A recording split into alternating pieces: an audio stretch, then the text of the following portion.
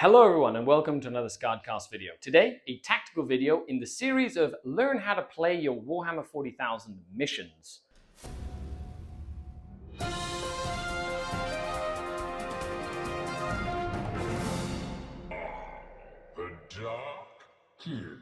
Hello everyone, I'm Skari, and this is a series where we've been going over each of the Leviathan Tournament Companion missions. One by one, I give you some tips, tricks, things to remember so you can learn how to play Warhammer 40,000 more competitively. Today's mission, deploy servo skulls, chilling rain, and a search and destroy. Mission D. A reminder for all of you, I am doing the series. I'm releasing a video every Monday on YouTube, but the videos as I get them done are bulk released on the Patreon page. So if you want to watch them as they come out, as soon as they come out, the patrons will get early access. You can check the link in the description, and thanks a lot for supporting the channel. Well, let's talk about servo skulls, which is probably one of the most controversial missions that you can play.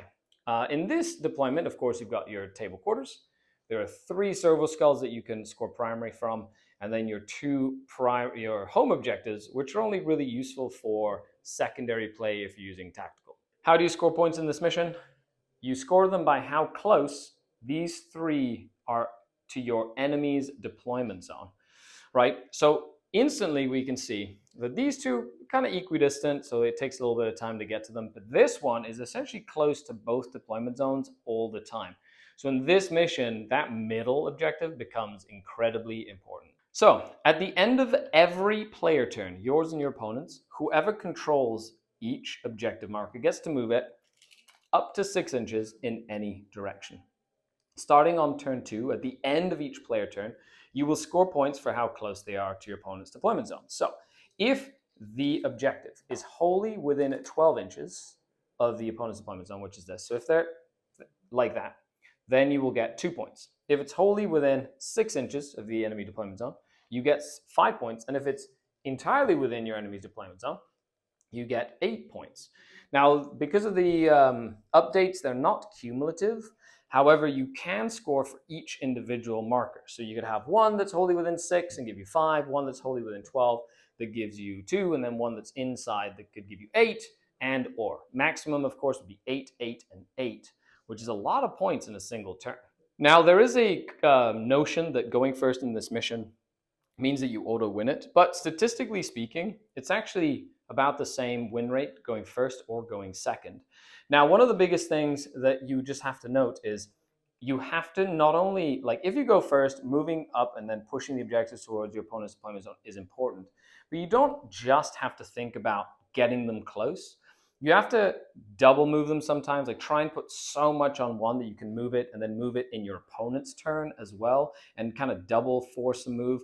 Another thing to keep note of is if you get too aggressive and put all the objectives in your opponent's deployment zone, and then you draw on a card something like secure no man's land or extend battle lines or cleanse, it's going to be really hard for you to get all the objectives to where you need them. So I highly recommend that you don't always just go straight for pushing them into your opponent's deployment zone. Maybe keep 1 or 2 outside in like a position where you can fight for it for points, but allows you to score secondary. So don't like mess yourself up on secondary scoring just because you got too aggressive. Because of the deployment style, I always recommend that you kind of push up and try and push that one. And then this one's going to be hotly contested because it's already so close to all the deployments. So your deployment zone is that corner. So this is really the key to like this mission. It's like you're both going to score it, but it's about trying to keep it back and forth or just keeping it within that 6 inches wholly within of your opponent's deployment zone. It does really benefit aggressive armies, but if you can like swing around and sort of like shove that one into that corner, and then just as your opponent tries to bring this one down, like stop them, and then contest that middle one to try and just muck it up as much as possible, you can actually keep the score a lot closer than you think.